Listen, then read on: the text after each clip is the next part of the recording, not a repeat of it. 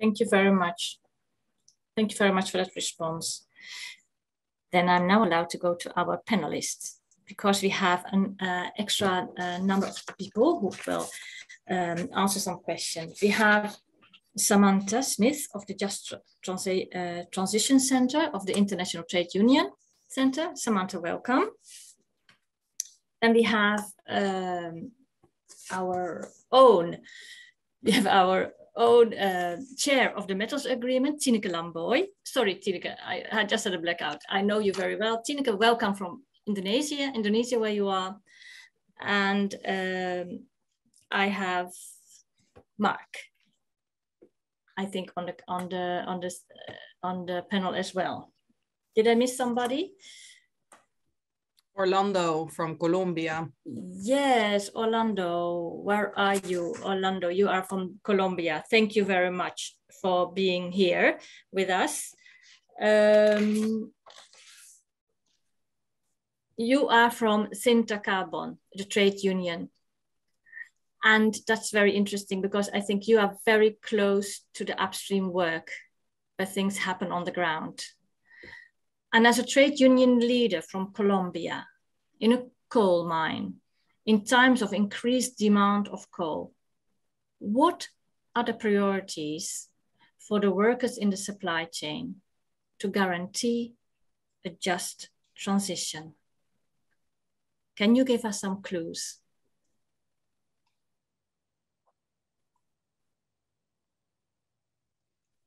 Buenas a todos. Las prioridades, hello to everybody. Well, the priorities for the unions in Colombia are as follows.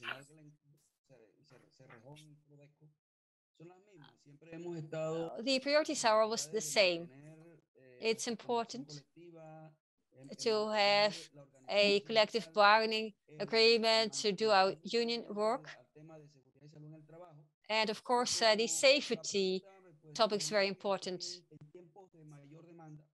And if there is a higher demand, then I would like to say,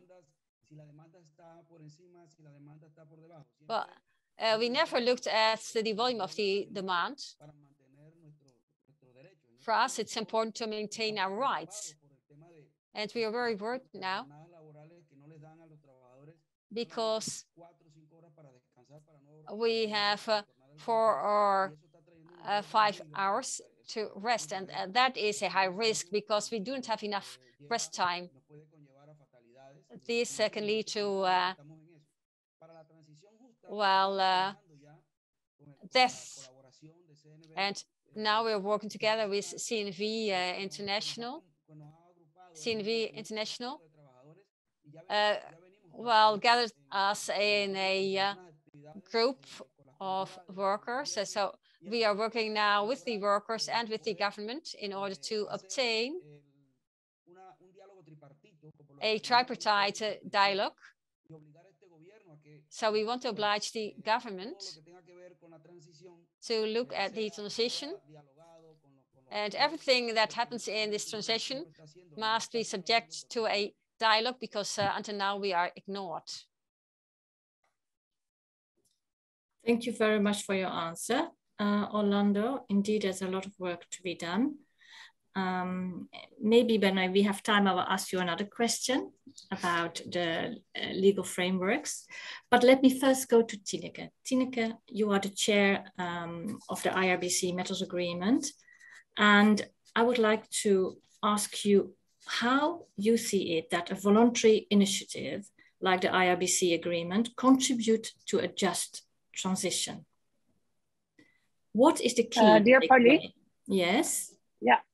Can you hear me? Thank you for, yes, thank you. Because I would like to know what is the key takeaway from today's event, what you have heard that we can include in our agreement's work. Yeah.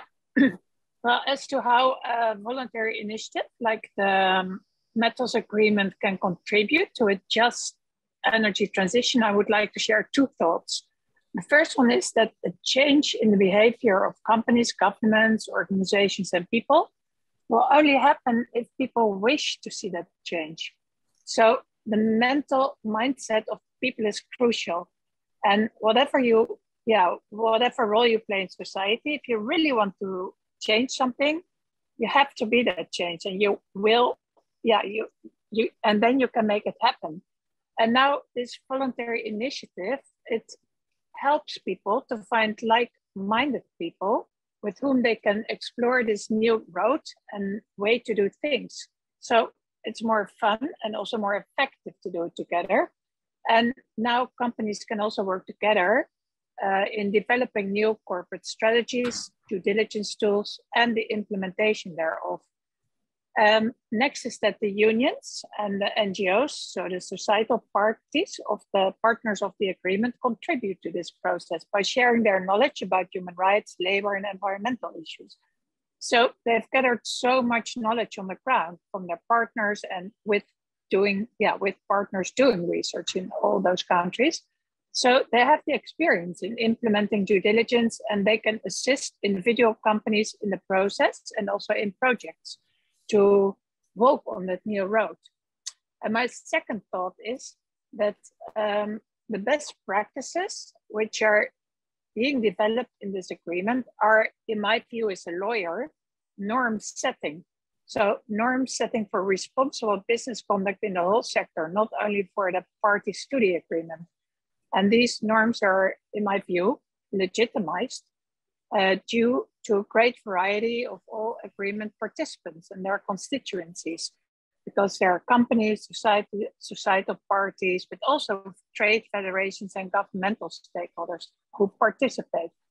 And those new norms will fill in and specify the current open norms in the law, and also the open norms in the OECD guiding, in the OECD guidelines, and in other semi-legal frameworks. And ultimately, courts and also national contact points will look for common standards in industries when they are confronted with questions about RBC. So then they will look at the best practices and the lessons learned from our metals agreement, for instance. So my takeaway of today is the changes that are required for the energy transitions are really challenging for all individual parties. So sharing knowledge and enthusiasm is very important. And that is what we see today. And it's key for the realization of the change and for keeping a level playing field in the sector. Thank you, Pali. Thank you, Tineke. It's very relevant indeed. Then I would like to ask Samantha a question. You are working for the Just Transition Center, and I would like you to give us an idea of what you think is the role of the social dialogue in just transition, and what must multi-stakeholder initiatives like the IRBC Metals Agreement do to support this social dialogue? Yeah, no, thanks for that question. And just to say where I work for the International Trade Union Confederation, which represents 200 million organized workers in 162 countries. And the Just Transition Center is a union center that supports unions in getting good agreements on just transition. So two quick things. Renee mentioned the agreement that was signed at the climate negotiations in Glasgow about delivering a just transition internationally. And that agreement requires those who signed it to deliver a just transition according to the UN guidelines on just transition negotiated in the International Labor Organization. And under those guidelines, there are really two parts to just transition. The biggest part is social dialogue, and that always involves workers and our representatives, that would be unions, employers, and governments. It is a specific kind of process that usually leads to a binding outcome. For example, if you have social dialogue between employers and unions, that usually is ending up in a collective bargaining agreement. So it's very important to keep a distinction between this social dialogue, which is one kind of process, and what is being described here, which is another part of just transition, a multi-stakeholder consultation. Multi-stakeholder consultations can be good. They can produce consensus but they generally don't produce binding outcomes. And I think one of the things that we've heard today is that workers in Colombia and Peru in the mining and metals sector, they need binding outcomes. So the most effective thing the multi-stakeholder process can do to support social dialogue is, first of all, to recognize that this is not a forum. It is a forum where the rights of workers are discussed, but that those rights need to be recognized in a binding way by the government. We heard from Orlando that the Sintra Carbon is trying to get a tripartite process with the government. They're not getting very far. We hear that workers are getting injured and put at risk of accidents because they're not getting the breaks they need. They're working death shifts. So those are things that you can bring up in the multi-stakeholder process, but they need a binding outcome so that we as workers get our rights. So the more the multi-stakeholder process recognizes those rights and pushes for them in these binding outcomes, the better. Thank you, Samantha, for this very clear response. Now, before we end, I have an open question that I will ask several of you, because we have listened to today's presentations and comments. And I would like to some of you, what will be the first thing that you will do tomorrow when you wake up as a next step in your own organization to enable the just transition? And I happen to have this morning, I tell you, I walked with this bag. I don't know, do you see it you don't see it clearly, but I will read it. It says, the future depends on what you do today. So it is a statement from Gandhi, a long time ago, but it's still very valid. So all that we have heard today, what can we do as an individual, as part in our network and our work? And I will ask Mark, are you there still with us? I had wanted to ask you, and otherwise, no, let me ask Sabine. Sabine, you are here. I see you. What would you do as a first thing tomorrow from your position to help us? Thanks a lot, Pauline. And first of all, thanks to all participants. I've learned a lot today. And I think the first thing that I will do when I open my laptop tomorrow is to share these learnings with all relevant colleagues working in this field, because there's work to do. To make it a bit more specific, I think this afternoon we reflected in particular on the importance of multi-stakeholder collaboration. Social dialogue was rightfully mentioned, and responsible business conduct, due diligence in supply chains. And yeah, it's clear that more needs to be done to advance the just transition and make responsible business conduct the norm. In terms of concrete next steps for the Dutch government, because I work for the Ministry of Foreign Affairs in this area, we support legislation on responsible business conduct at EU level. This would contribute to a level playing field for companies in the European single market and a larger collective impact in producer countries. We will introduce national RBC legislation that promotes a level playing field and is in line with the implementation of possible EU legislation. And then on top of legislation, we're implementing a smart mix of mutually reinforcing measures to promote responsible business conduct. This includes, for example, financial incentives, the facilitation of sector-wide cooperation, very important as we heard today, and the Responsible Business Conduct Support Office for companies. Thank you. To conclude, we're taking these extra steps to ensure that companies avoid and address negative impacts of their operations and maximize their contribution to sustainable development and the just transition. And yeah, to conclude, I think it's fantastic that we can build on the learnings from the research and multi-stakeholder initiatives, such as the Metals Agreement that was presented today. So thanks a lot to all of you. Thank you. So we take you for that, and we'll call on you, especially the binding regulations. That will be great. Then I would like to ask, because we have a few more minutes. I know, Chantal, are you still available? Because I would like to ask you the same question, since you are from the business, the corporate. Can you answer me the question, you know, what would be the first thing that you would do tomorrow to help us in realizing what we have stated here as our priorities? Yeah, actually, also in line with Sabine, I think it's really important to inform my colleagues. They are, of course, aware, but we have within Tata Steel many sourcing managers, and they reach out to all of our suppliers Of course, corporate social responsibility is a part of their conversation, but I think it's important to have like more knowledge about what is happening in the world, and also about these presentations. I think it's really important to share this so that they can actually see what's happening and what are the results of what's happening in the mining field.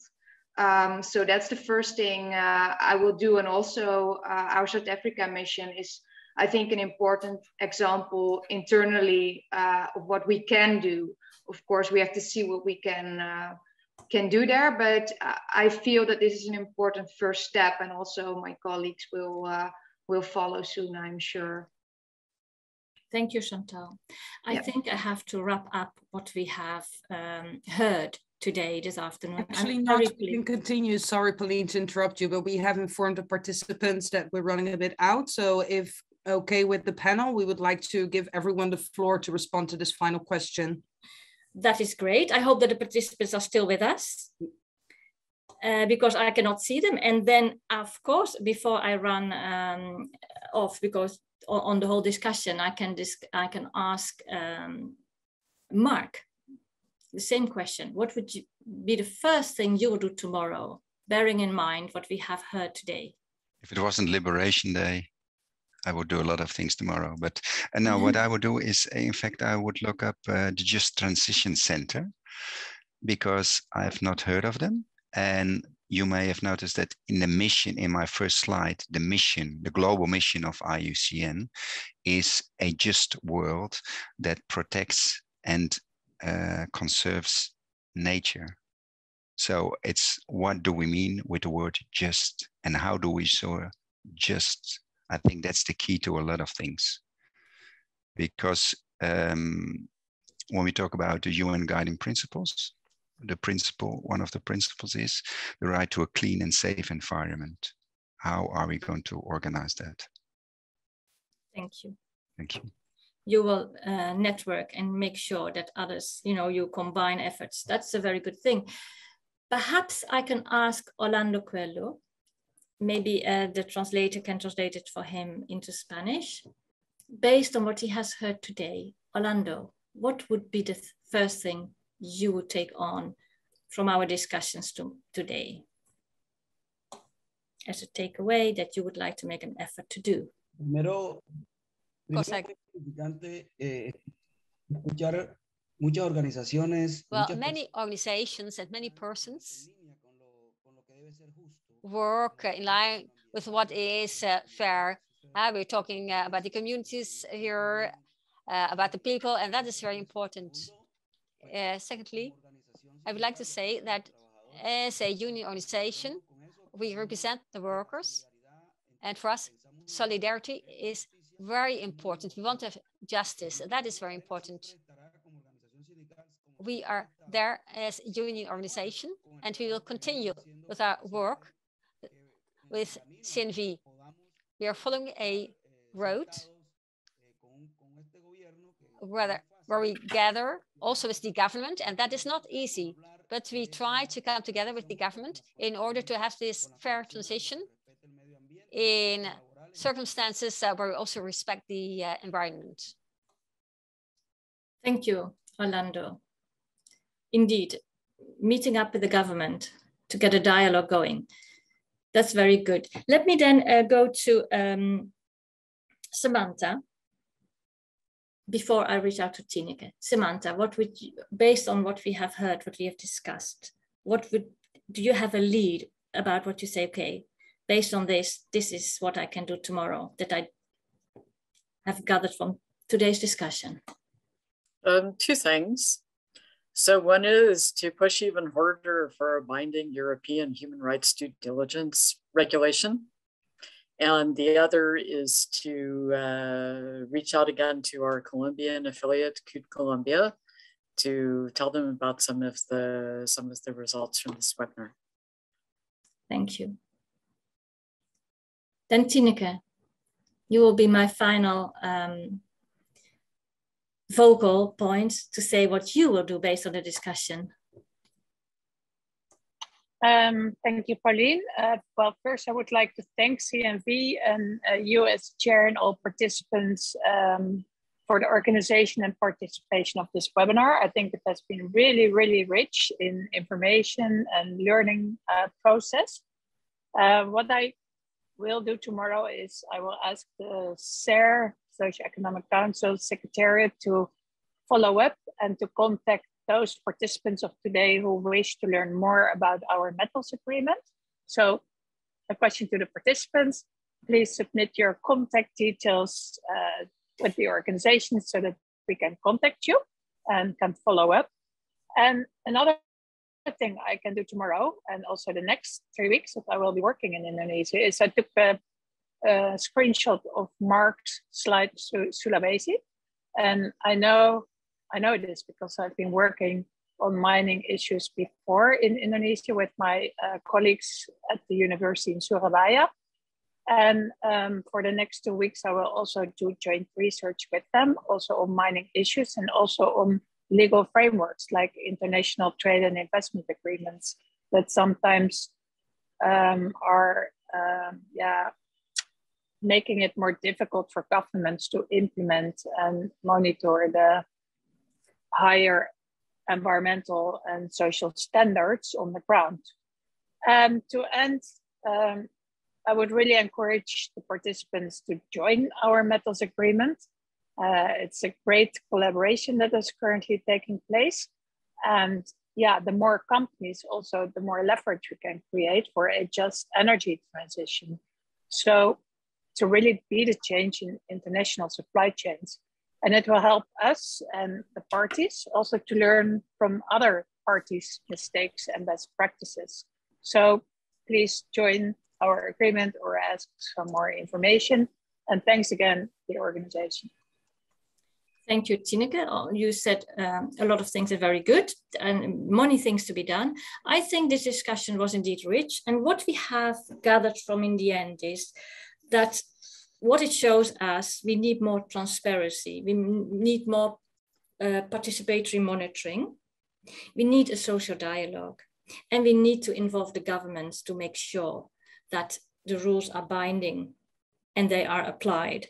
And I think that by working together, we can do more. And what we have seen is that as an individual, we cannot do much, but whatever action we take now has an impact on our future. So let's work on it together, because sharing is caring. And that is what we want with the just transition, because the transition is happening one way or the other. So let's try to make it move in the right direction for everybody here and there. So I thank you all for being here with us. We sent you a recording within a week's time. We will use parts of our presentations for our social media because we want to entice and